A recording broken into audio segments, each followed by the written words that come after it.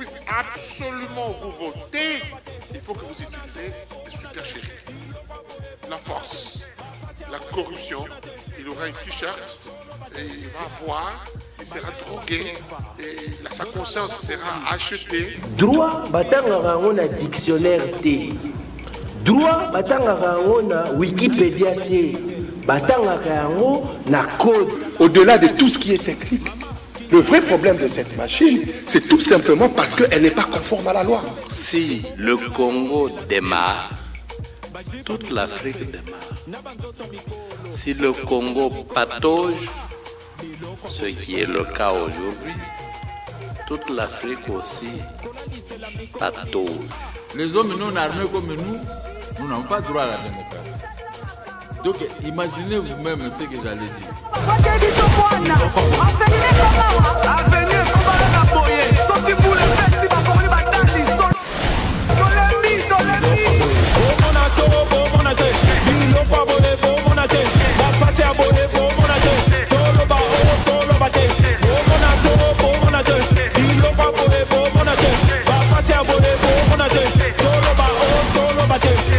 Salite boka na fulu nanzela te yo nalobi na fulu mama nanzela te yango kobendela bino bangungi bubela bakonzi solo bimpuka na solo popola olelela.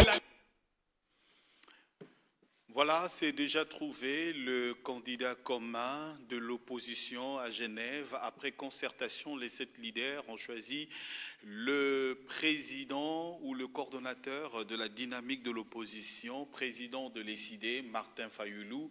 C'est lui sur qui tout le peuple de l'opposition, selon qu'ils ont dit, va voter. Martin Fayoulou donc a été choisi comme candidat commun, contrairement à ce que nous avons lu dans les réseaux sociaux, que ce serait le président national de l'UDPS, Félix Tshisekedi. Nous en parlons dans ce numéro de Mo Grosso.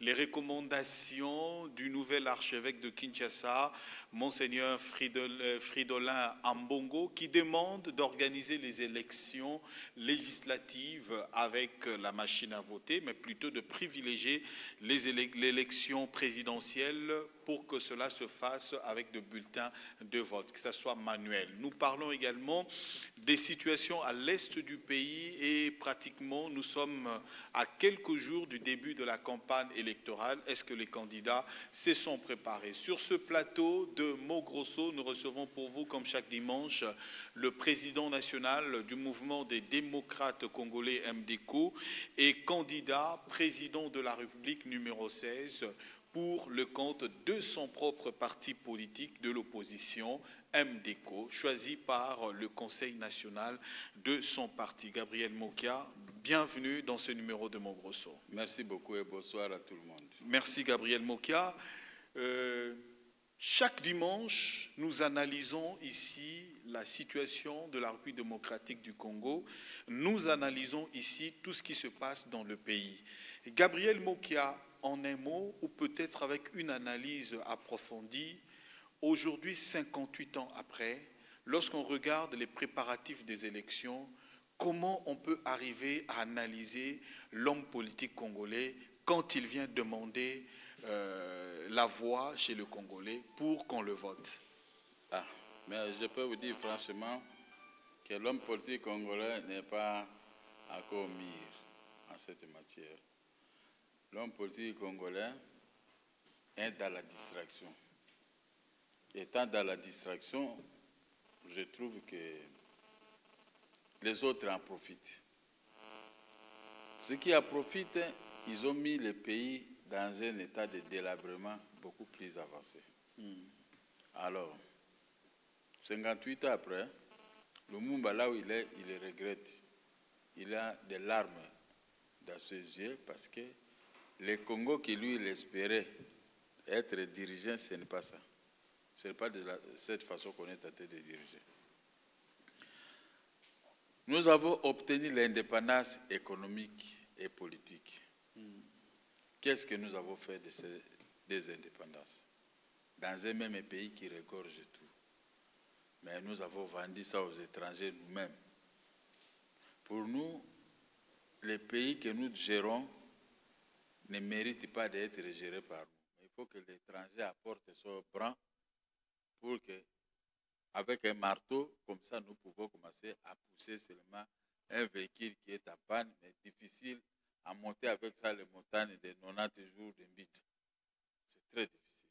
C'est pourquoi vous trouvez que dans les grandes avenirs, il y a des jeunes gens qui devaient être à l'université, ou ceux qui ont terminé, ils devaient être dans des bureaux climatisés, mais ils sont tous les grands avenirs en train de demander. Des commandeurs n'en parlons pas. C'est-à-dire qu'il n'y a pas de travail. Le travail des Congolais est donné aux étrangers. Alors, il y a une sorte de terrorisme vis-à-vis des jeunes et vis-à-vis de la population congolaise pour fermer les yeux, aller se mettre dans des églises en train d'implorer Dieu qui nous a tout donné. Et nous laissons le travail. Qu'il a dit, c'est en travaillant que je bénirai vos œuvres. Très bien. Maintenant, nous restons en train que c'est en demandant que Dieu bénira nos œuvres. Ce qui est contraire à ce qu'il avait dit dans la Bible, que celui qui ne travaille pas, qui ne mange pas.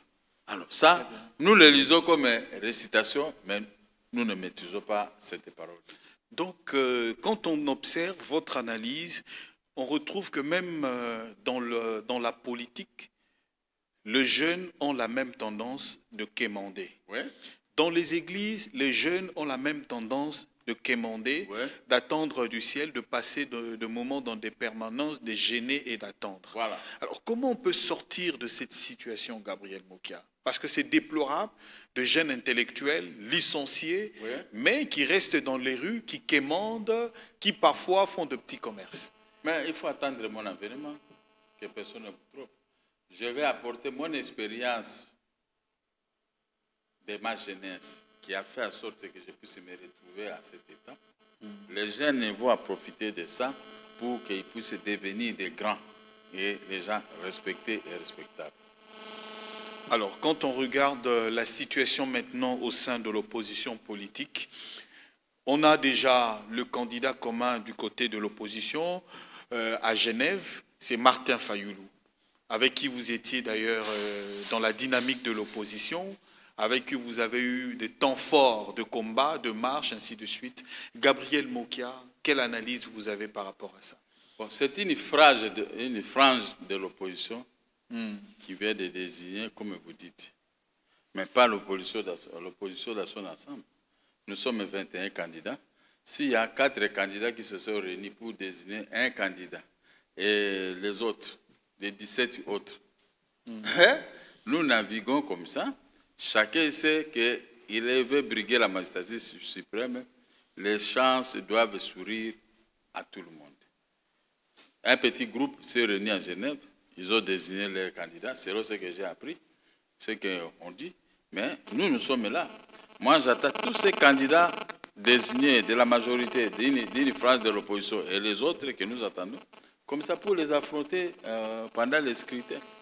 Moi, je suis confiant, je suis sûr de moi-même et Dieu est au centre de tout le monde. On attendait parler de Félix Tshisekedi, déjà tout était dans les réseaux sociaux, mais la position va changer à la dernière minute, Gabriel Mokia. Je ne peux pas analyser ça parce que c'est leur marmite.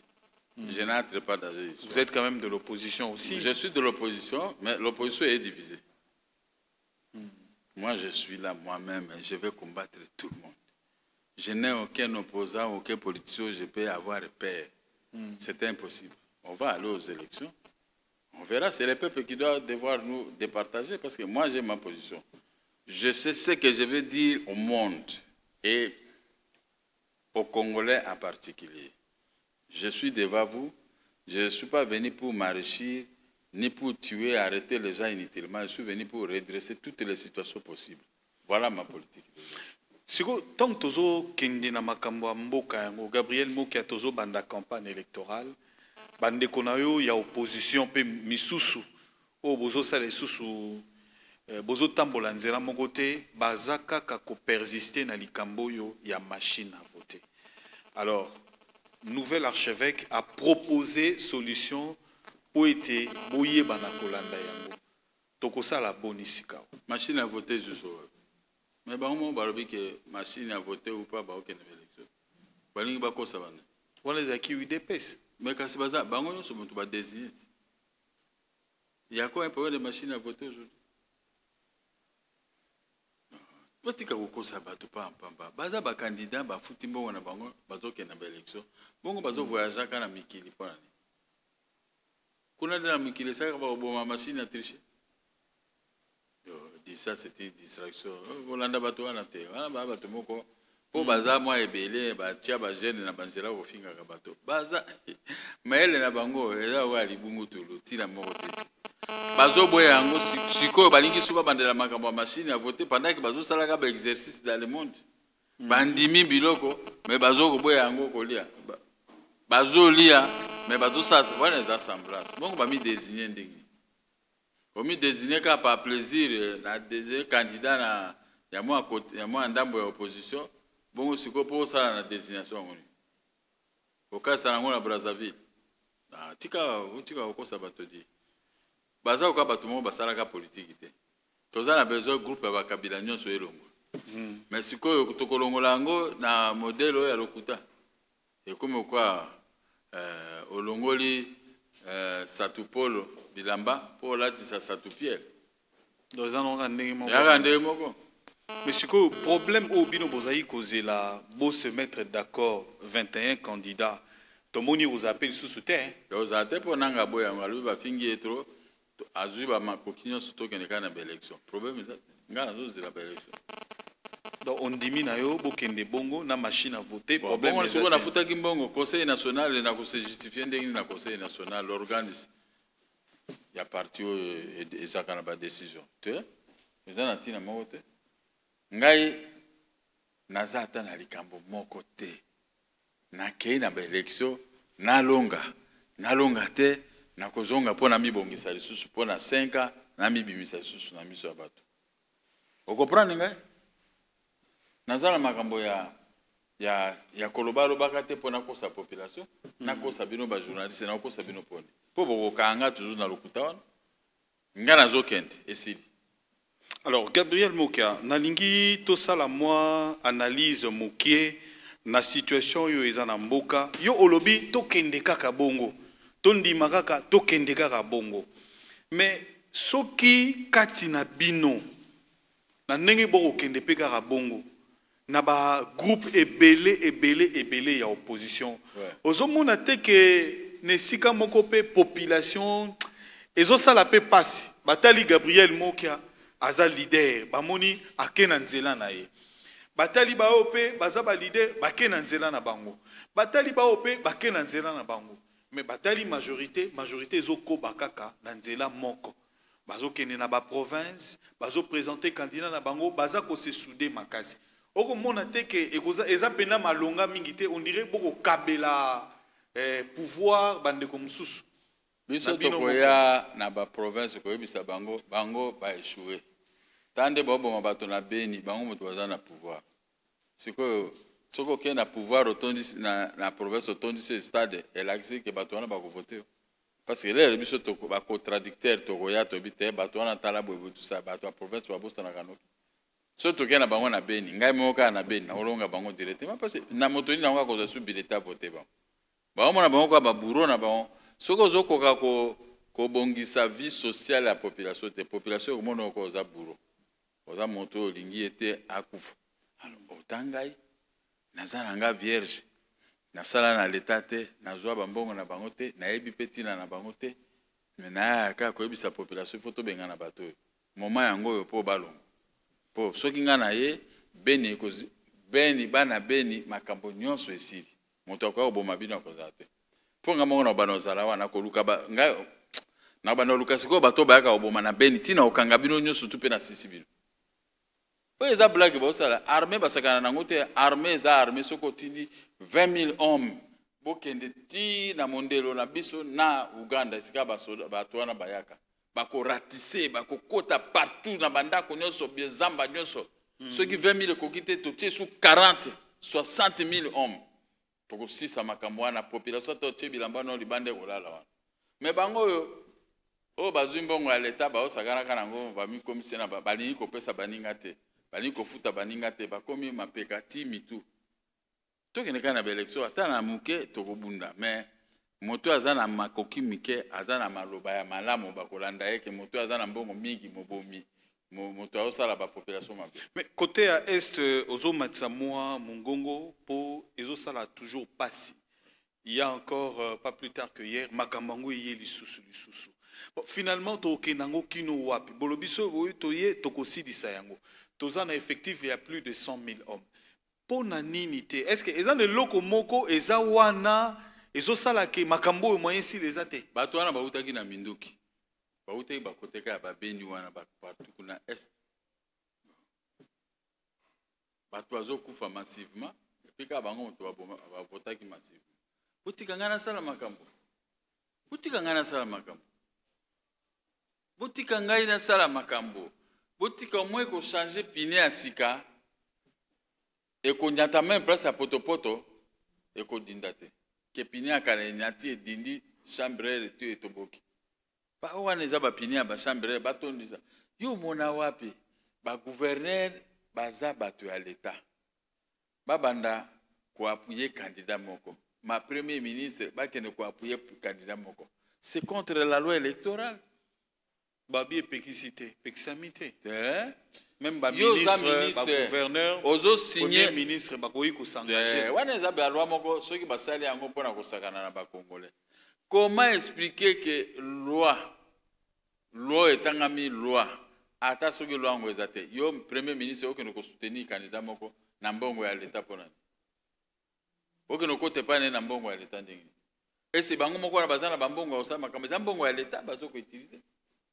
Pour gouverner avec sa tra ko lo bate mais ils ont bongo à l'état mais bongo à l'état ils ont pas biso tout OK futanga 20 millions de dollars nanga balingite futanga 1 million ba ko préférer ko pesa 50 000 dollars on va se débarrasser na parce que ba élection na 50 000 dollars nde moni motema mabe aboye ngai na zoya na kotala dette Teresa kombe 3 milliards de dollars ngai na produit na ko banda na 15 milliards na 15 milliards na ngo 3 milliards na tie ministre futa batutu mbongo tinda bango ba kendo sa pe agriculture.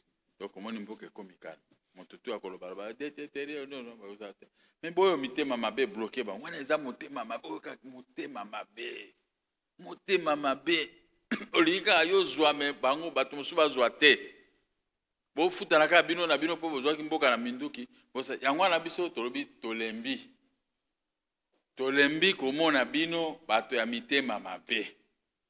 Botika pe okene oliaka ba komio bokende ba église te poso za motema mabe vanda na ndako boma ka bato parce que okene ko sanzambe poni bato bazana ba intérêt na bango bino boli ko régler makambo na bango te mais comme na tango ya élection avion ofele ya un candidat mbongo ofele na un candidat makambo ofele ba gouverneur ofele kwa bengisi population moyena boko otala candidat bokene ko soutenir candidat bongo ba mosusu yo zana bana sengi na ndako osalisa ka mwana moko oyo bakonzi ya ndenge nini yango moni babongisa kaka avenue oyo 30 juin po bafri makalami tuka babongisi pe oyo avenue ekende na aéroport po bayaka na bato na bango balakisa bango mais batiki ba avenue tu ya mboka ndenge wana ya salite mais ngai siko na soya na kobongisa balie tokotonga bandako bango batiaka nango lofundu na balie na ko cibler 20 avenue ya minene na la capitale ekei ba Masina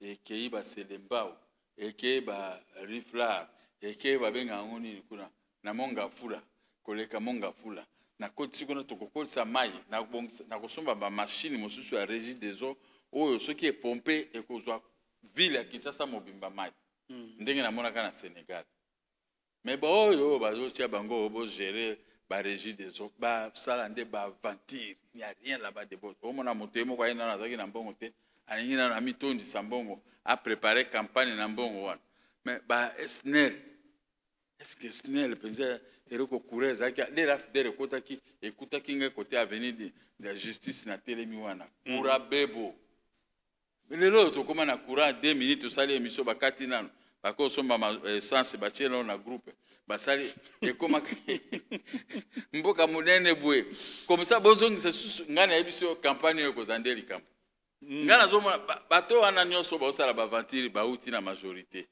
soika moko kaka kozala kaka azaki na ye mais bauti na majorité mais ngana za na opposition 28 na kobundana bango tina bango nyoso wana moto okokanga azate ah bon moto okokanga azate Donc nanga pe lokwa bango ba fingi akosala pe injustice te nanga ozala juste mais ako récolter ba kwana. Donc Gabriel bazui ba jeune en otage ba omela ba njondojo ba masanga.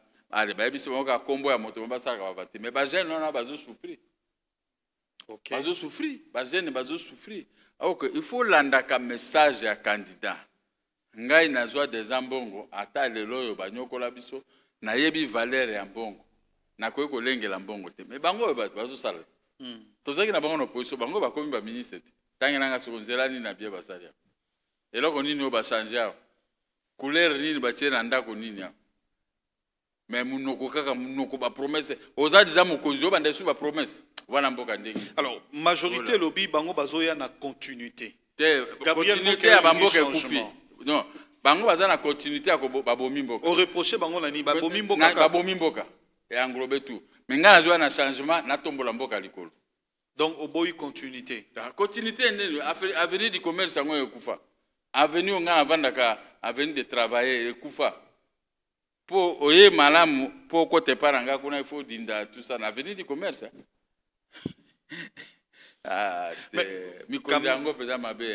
Mais quand même misala et salemi ebele ta la bilan. Ya wapi. Misala c'est négatif quand même Gabriel Moka. Avec les richesses que nous avons au Congo, misala et salami wana eza même pas 2%. Ah bon? Oui, si ko nga nazo yebisa bino te. Nazo yebisa bino que toko décortiquer makambo nyonso et salami na mboko oyo. Makambo mabe bosa surtout likambo ya motema mabe nga moke nazoli ya komio après na zaka motema mabe na bato nde wana bato ya pouvoir nakuta na bango ba su na église kona na tali eka bola oyepe osambela bozo ko sanzambe pona ni po lingi no ba congolais futa bato mbongo parce que eloko ezawa salaire moto asali il faut ba futa au salaire na fait du mois so bazo futa au salaire te motema no bozabe o futa ndako ndingi.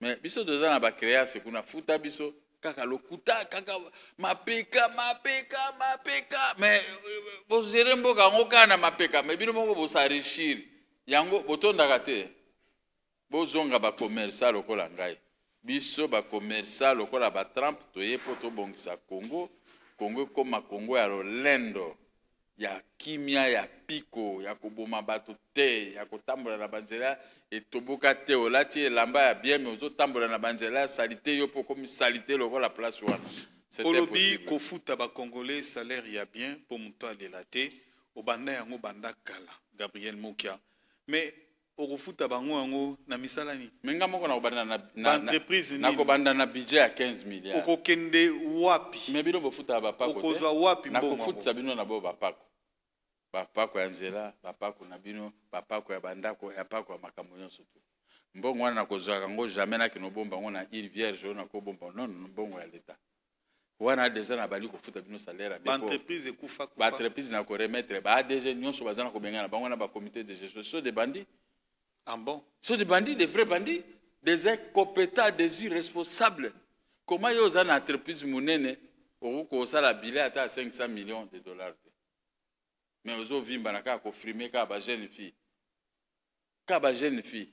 Au moins te makamongo ou jeune ici parce que bango moko ba makambo wana bango mosala bango yango.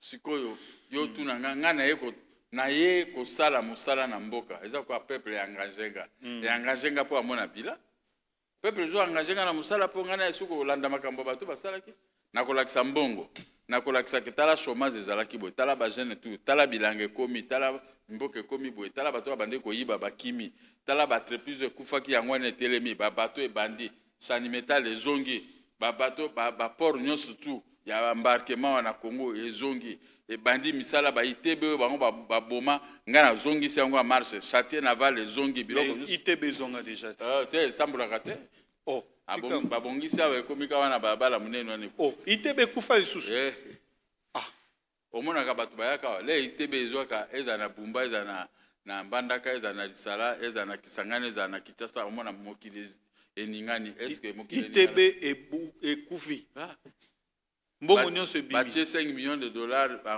ekena mai wana eza misala wana eza bazochola biso olie tofingana na bango tikanga na zoya nayaka wana Kinshasa na le 22 septembre 1969 na bateau colonel Tchatch ezaka soki bakataka tango na kozongisa na ulukango na tchao colonel Tchatch azaki motu munene soda ya piko na kozongisa colonel Tchatch souvenir ya moki nayaka na Kinshasa le 22 septembre 1969 na kiti na Onatrawa na bateau na yena makolo lelo na lekana nsu na zu image paf na binjela nanga eza moi c'est abana voilà ici c'est ici que moi j'étais sorti en 1969 j'étais mince et petit na lakisa bango eza souvenir monene tino okufa na bosa na ngote mais lelo Jekamine eza isusu na ba carré minier presque nyonso eza ya kotekama eza ko contribuer makasi pona budget ya mboka ba entreprise minier ne lokola ba SNEL o etozana ngo ya courant centrale mususu esalemi. Comment Gabriel Mokia Bozoko compter réellement que bana ya mboka ba kolo courant ba vraiment que en a courant tout c'est la courant ya groupe mais départ unique ba départ unique et comment ebele na avenir moko ata 5 départ unique ata 17 départ unique pour sikoyo comment bozo compter pour réguler et loko wana parce que problème ya courant na Kinshasa n'en parlons pas na mboka n'en parlons pas na ko bongisa makambo ya courant na obotola bambongo nyonso bango bayibi bakobomba na ba île vierge mosala nga yango wana mbongo ya mboka kozonga na kobotola bambongo wana soki population lingi pesa ngata 10% ou 5% na mbongo wana apesi nga me SSR mbongo nyonso kubanda na kati ya baksa nga na mbongo ba société zo ba Jekamine batu nyonso bazoko détruire ko opposition mbongo kasi ya Jekamine yango wana bazo koti nango koboma nango opposition ah bon bango bazaki na mbongo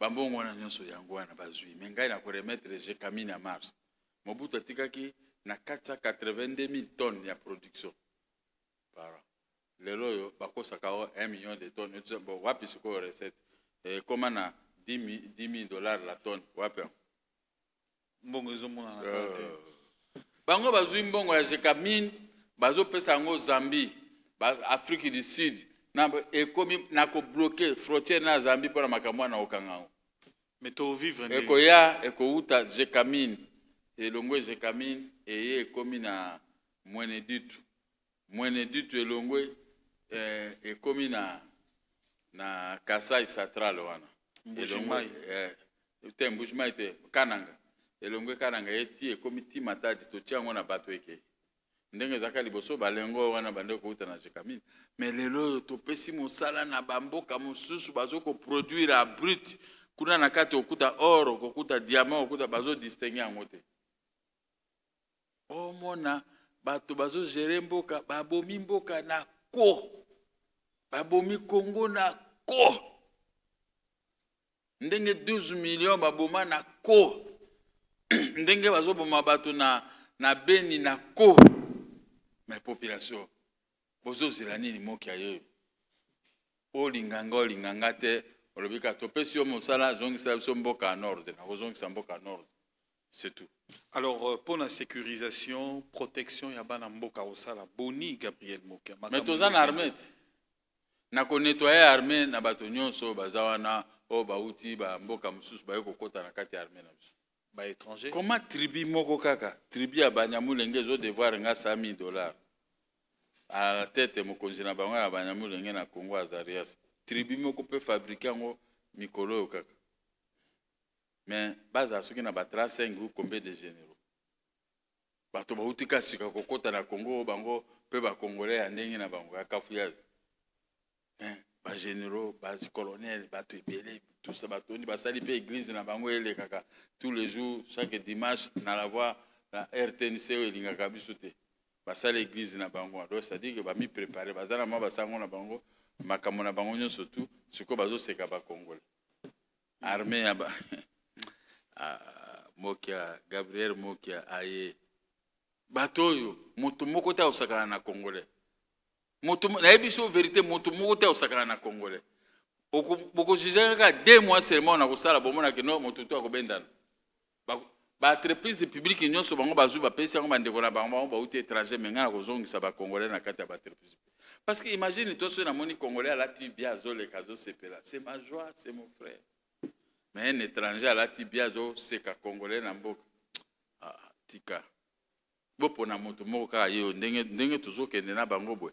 Ngai na kubeta bango. Bango nyonso nde bazana na kubeta bango popo lipo moto moko otemoate. L'air ka ba mona ke moke wana ba programmer président la pique le lendemain tala ka bango tu ba okim.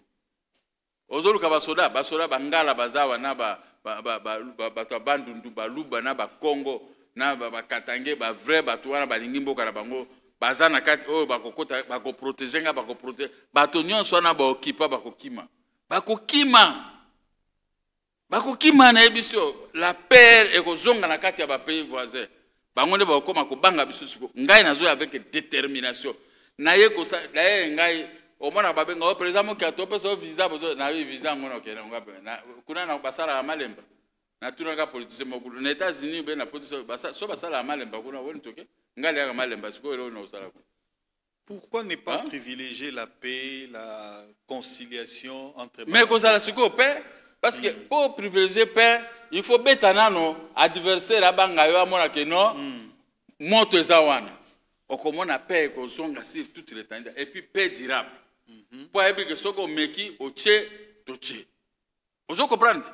Mais oh yabino paix ezangi paix mapa. Paix nabino mapa ezate. Paix andeni. Alors, Monseigneur Fridolin Ambongo a proposé que Ndima tokende na machine à voter kasi kaka pona ba élection législative mibale wana. Kasi pona présidentielle alobi tokende na manuel. Et ça mandengini. Et ça mandengini. Oboti bana mibale. Kaka moko yo okosala boye. O musu bego simbate bana nyonso bazana kumbona to kekala machine wana biso nyonso to que le meilleur gagne na contredit mo konza église nangate mais biloko bato baosa omoni soki atali be bato babano otia basango na libunga wana bango na tu bazongi bayo bandimi machine à voter nyonso bazongi lenga na baki bafingi nga na poto bafingi nga wana kisasa bato dale ka yo dimi surtout ba garçon bazaka na memilingi wana ko finga nga alors que peu place wana pe na bise jina ka son place wana ikoza la mobulu boete ko finga nga après ce qu'on a l'école na tout le monde limité en demi machine o to kamwe kaka bo finga nga sute ba fandini omoni ke bazoko ba congolais baza ba jeune congolais lelo bakomaka ko yamba makambo kabo ata yebitina na ngote abandika ko finga koloba eloko ne ba melisi biso ba congolais poto komika bi finga et pas bo beta masolo nzambe et pas bo ozala sata e nzambe bayokana kapete bona ebite soki jeni nezaka wana ezaboy soki mobulu ebimi kabila kotikala na place na ebisi bino akotikala. Pour le système aujourd'hui, et qu'on soit temps, si tout est l'état de la République, 24 mois, pour Nanga sa sortie. Article 70, déjà, on a Yakutika. Bon, on a ndenge Franco abandeko sala na Rochero, so bazana nzala, bakena mongaliem, baebi ke Mobutu azana bureau bako sala audience. Pour les ya yoka ke Franco na Rochero ba sala audience, abi batika makambo audience yakana ba. So ba ye bureau bazana nzala pesi ba ngombongo ba mituka. OK. C'est ça, il y a un rappel dans ça, quelqu'un a réception à Kabila. Qu'est-ce qu'il est venu faire? Non, il fait l'audience parce qu'il a un banga directement. Quel est ton problème? Mon problème, donnez-moi un dic à peine. Donnez-moi les francs. Bon, t'es. Bon, t'es. Nanga senga bato bon t'es. Suko kabelinga mbongo na ndenge no yoka. Pour ndengo za okende wana, biso ebika ke ozo ko aboutir que ba peso pe mituka ba peso pe mbongo te mais au moins ngana zo na taxi avec para pilote na quand même peu d'idée so que na besoin ba mbongo ndenge ande na sina zo bandaka mais ngana tamwa na mituka va ba tonyo so wana nani asomba ebisanga moto asomba motuka na mois de mars 1978 na bango nyonso na batonyoso tangiranga azate tukazate après biso ngazaki na classe lero wana ngazaki menga na somba motuka yango bano sala ngo ba commission ya café ko tambola partout na sasa et pas na quelle classe na ke ko sala boy tout ça les autres mois de mars mini Maurice na sima ezaki ya pembe na tiango ba biloko ba cigarette to okuta na sinera ki biso zo mela te mena tie rot mass ceux qui n'allaient pas kaka rot patunios rot tu comprends les rois c'est bango basi bakota basine palladium na moi ba bien ngote afa non adimi na butu biso ba olinga tokota te poto zaki mike mais après moment na lela sombi mutuka ba kumutika biso siko to banoko ta protocole bango basi ba mona bazora basine rak ba bien ngote nako betelbe ba solo ya ville ya Kinshasa ya kala ce n'est pas la même ville obinga bon heureusement banoko ta ba prison d'ailleurs na mona quoi zaki na prison yango ville comment est-ce que bango ba yebi ville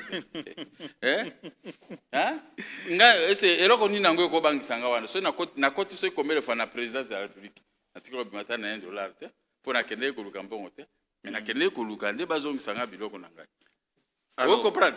C'est tout ce que si je vous fréquente ou je fréquente les chefs de l'État bato ozongisinga banda ko benazo zwango te ba homme fort bazakuna ko leka yo Kabila. Ça je peux dire.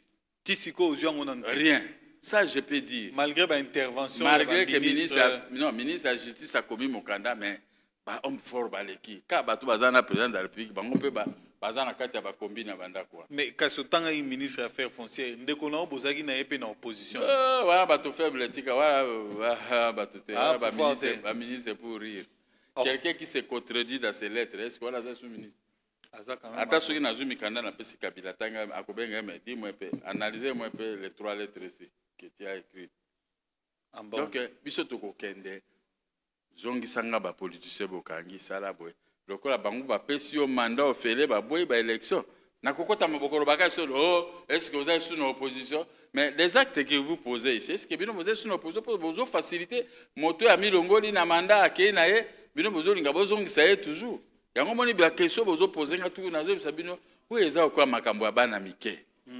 La personne vous dit je quitte mes fonctions, je désigne un dauphin.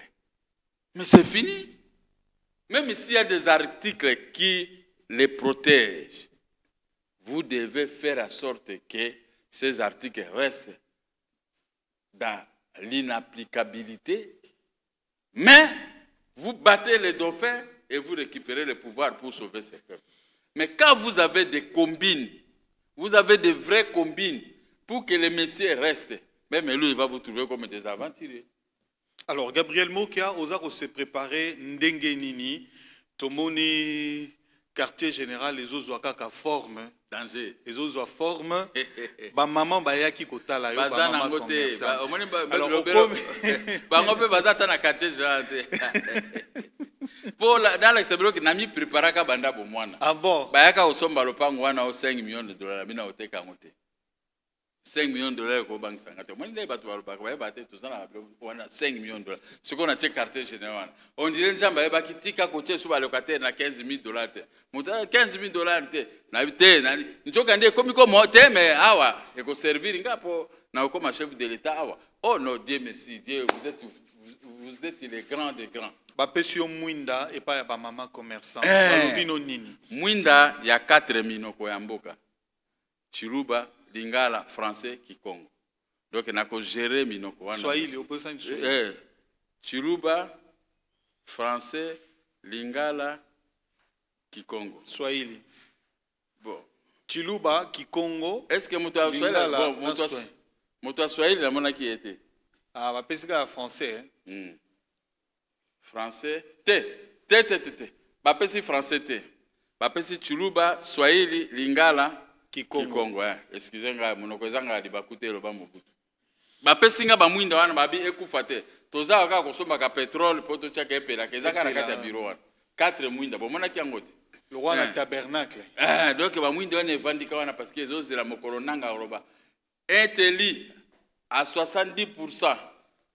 Le président Mokia Mandembo Gabriel, candidat ex-candidat numéro 16. Voilà. Vous comprenez quoi? Numéro 16.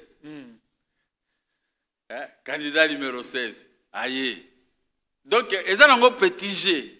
Ceux qui Congo et Lingebonga, petit G, vous votez, vous pensez que pouvoir na numéro 16 dans l'élection, vous avez un peu mboka en ordre, et puis vous avez bon, voilà, la question mi balé à Souka ya liboso, mokili mobimba lelo, to fêté centenaire, il y a Première Guerre mondiale.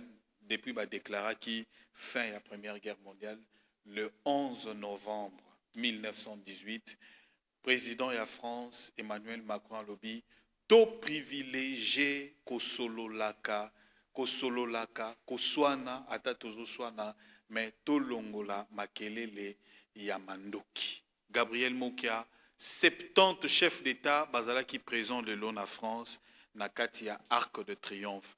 Message nini oko pe sapé ya bana ya mboka nyonso na Congo kaka bitumba ba rébellion na est ba groupe armé na est ba politicien balingi kaka boy balingi songolo.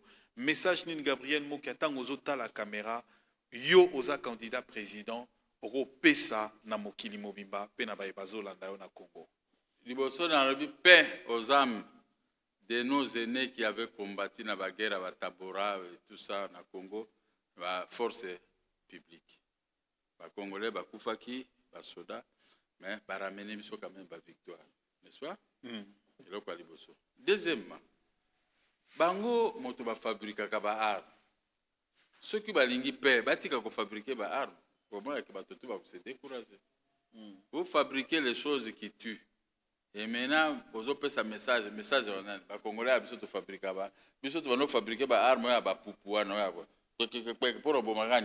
ont armes de guerre. Le message est déjà bien, mais on ne peut pas raisonner pourquoi ils fabriquent les armes. Au moins, aux États-Unis, ils ont tous les droits aux armes. Mais dans l'école, ils ont basili na kokufa mukemi kiwa ya lango elokola lotoko aya bomi bato. Vous comprenez? Donc, pour Nangaï, ils ont bien, mais pas raisonner, qui cesse de fabriquer les armes, qui cesse d'armer Israël, qui tue la Palestine, ça témoin. Et cette injustice doit être bannie. L'Amérique doit raisonner plusieurs fois que Jésus est né là-bas. Mais pourquoi, là où est né Jésus, il y a toujours des tueries? Et ce sont les frères de Jésus-Christ qui vont toujours tuer les Palestiniens. Parce que Jésus-Christ est un homme de paix comme Dieu le Tout-Puissant. Mais pourquoi tuer les autres? Parce que vous avez une arme atomique. Vous avez des armes. Et vous vous servez d'une technologie de destruction des filles et fils de ce monde. Pourquoi? Et pourquoi? Donc nous devons déchirer la Bible. Parce que la Bible interdit tout ça. Mais pourquoi il y a l'applicabilité de ce qu'a interdit la Bible au niveau de la d'Israël contre la Palestine? La Palestine est faible, oui. Mais les revendications ont été prises en compte par le Conseil de sécurité avec plusieurs résolutions votées, mais qui ne sont pas d'application. Mais où cette injustice ne peut pas interpeller la communauté internationale. Si je suis au pouvoir, je vais poser cette question à la communauté internationale. Alors, Tosuki, ici, la question, Oyo, président, journaliste Peter Tiani, un de nos confrères, Aza Siko na prison à Makala, Premier ministre Chibala, Lekinayo, Ndakangisi, Olobini. Na kusenga na Chibala ko libérer, mais pour libérer nano, les deux partis ba yoka conseil nanga. Oza journaliste, oza politicien. Même à toi oza journaliste politique. Ouais, anga moi c'est oza journaliste et politique. Mais aucun jour na moné à sala ba débattre.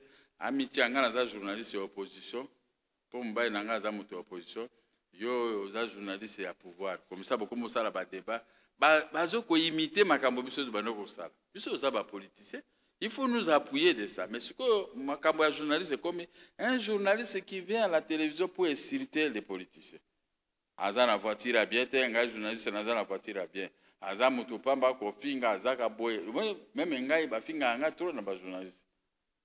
Mais quand on a fait plus beau, on a besoin de 64 ans. Yo zana no mwana ozana ba 38 ba 40 ans.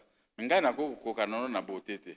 Mais tozela yo comme na 60 ans soko ozana même beauté ke ngai. Ngai naza na beauté na ngai même ezala batu nyonso balula nga pe soki amoni ngai. Mais les yo zo finga nga ozo quand même soni te naza na bana ya ba 40 ans.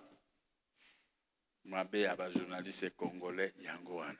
Yo zana corporation, il faut te ya bango. Journaliste yako sala ba analyse assez soko lingo ba kambo ya pillage ya Congo biloko bo analyser likambo ministère boyo sala boy bolobi makambo mais journaliste ko kota te na vie privée ya ba politicien ko se comparer na ba politicien te ko finga te les injures sont interdits par la Bible et par la loi. L'injure publique, c'est 12 mois de prison. Vous comprenez, hein? L'injure publique, code na bango ya justice et la loi, et puis 12 mois de prison. Coups et blessures, ils ont 6 mois de prison. Donc, makambo bino ba journaliste beaucoup musalawa, ngana sali musalawa na va bino surtout 1986. Nazaki éditeur à journal des diplomates. Tobandaki na journal et panzama kitana cousin nanga aboma soda na kanya. Mbengele monga kidungo. Mais akufa. Siko ngana sali yanga moko les diplomates. Paix à son âme. Mais c'est un journal moko de combat qui attaquait que le pouvoir. C'est une mauvaise gestion. Mais le journal était que tout le bâtonnier soit bandé que Lukanga va faire sangambon pour natika. Non, non, non. Mais les lois ils sont belles voitures. Ont mis aligné journaliste et à mototel. Surtout bolingo comme on a batambon. Mais batambon soit comme qu'on manipuler bino, qu'on utiliser bino. Tout en oubliant que les lois existent. Ceux qui sont bakangi sur loi le baki au finga mototel au fingi ou dénonciation calomnieuse par fingi ce que au comicole. Nakoluka. Na otindi la chiba la message à Koboya te à libérer. Mais ce qui a bimi allons dans le groupe de journalistes, moi quelques journalistes par exemple ça m'a kofinga bato. Ah bon. Kofinga bato, ceux qui batiki makamba kofinga bato te. Oye ko sala mosala journalisme pour bongisa mboka. Oye ko sala mosala te pour la kofinga bato pas. Quand tu me cites, moi j'ai une femme, j'ai des enfants. Le quoi c'est que j'ai un parti politique, j'ai des militants, mais ça va coûter non, je l'appelle pas ko saloma be. L'État ko kangao mais ba militaire ba ko tobole lo moko kufi.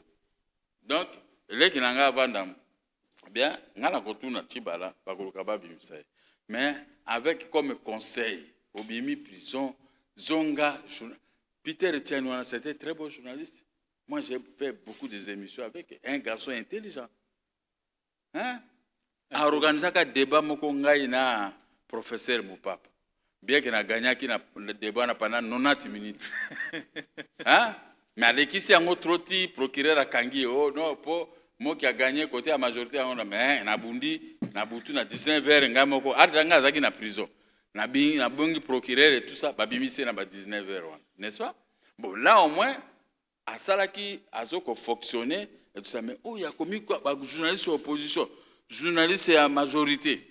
Il y a un à comment nae moto ya pouvoir mosa ne ko finga ba opposa tu même ngamo ko na landi azo finga ngaka moko azaka wana soki ndengi nini wana mais na kamwe kaka na tali eboti mais yo penza za penza na niveau penza na ngai mokia mais loko eza ba ko se ko ndengi wana nzambe ko sala chibara okisa motema aza premier ministre des fois accepter le ko ngana kangisa moko te ba finga kangai.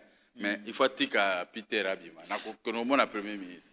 Voilà, merci également à tous les amis de la corporation qui ont tenu cette marche pour revendiquer également la libération de notre confrère Peter Ntiani, avec qui on a été à Molière Télévision également. Donc, merci parce que je crois que le combat va aboutir. On va arriver à la libération de Peter Ntiani. Heureusement que c'est Mokia Gabriel, le président du MDCO, candidat président de la République, reconnaît l'intelligence de ce journaliste et surtout avec le devoir des mémoires. Ce Yaoundé ça la passe vraiment. Les Arandengo na mam o bolobaki car ande tozongi si na mikole le kaki. Ce qui que olobaki boyo changer, ndima que au changer. Mais ba o peut batika la constant bazali bazo continuer. Donc ce bazu malobanae il y a 10 ans batié, il est toujours la même personne. Ok. Donc, solidarité pour notre confrère. Merci également Gabriel Mokia pour cette solidarité. Pour ceux qui ne savent pas, ils ont découvert que vous êtes également éditeur. Vous avez également œuvré comme journaliste éditeur donc, depuis de longues années. Ignace Kaloubi, merci pour la prise des vues de ce numéro de Mogrosso. Privali Wambela, merci pour le montage. Grady Lukelo et Joseph Bengo, merci pour le son. Lieve Wanza, merci pour le mixage vidéo et réalisation. Et la régie finale, merci à l'ingénieur Benjamin Gama. Cette émission, vous le suivrez chaque dimanche, 22 h, lundi en rediffusion 13 h et les autres jours de la semaine. Merci de nous avoir suivis et bonne suite de programme sur Direct Télévision. Au revoir.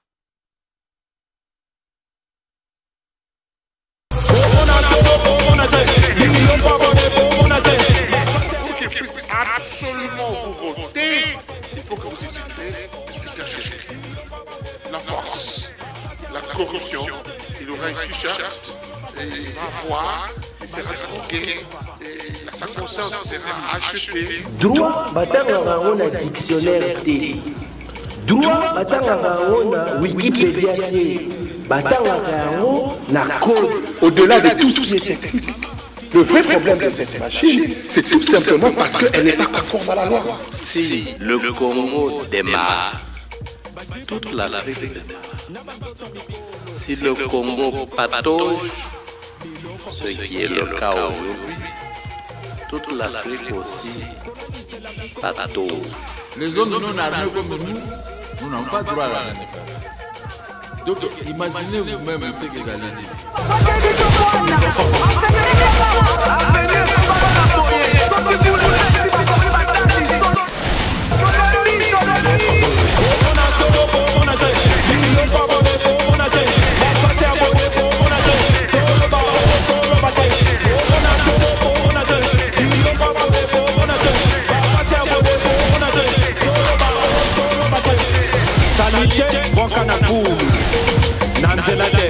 Yo, nalobina fulu, mama, nanzela te.